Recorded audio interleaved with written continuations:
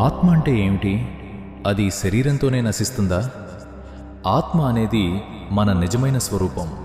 శరీరం, మనస్సు, బుద్ధి ఆల్ ఇవన్నీ మారేవాటే. కానీ ఆత్మ మాత్రం శాశ్వతమైనది, అవినాశి, మార్పులేనిది. ఆత్మ శరీరంతో నశిస్తుందా? కాదు, ఆత్మ ఎప్పుడూ నశించదు. ఇది స్పష్టంగా భగవద్గీతలో చెప్పబడింది. నజాయతే మ్రియతే వా కదాచిత్ నాయం భూత్వా భవిత వా నభూయః. ఆత్మ ఎప్పుడూ పుట్టదు, ఎప్పుడూ చనిపోదు. సులభంగా అర్థం చేసుకుంటే శరీరం దుస్తుల్లాంటిది, ఆత్మ దుస్తులు ధరించిన వ్యక్తి లాంటిది.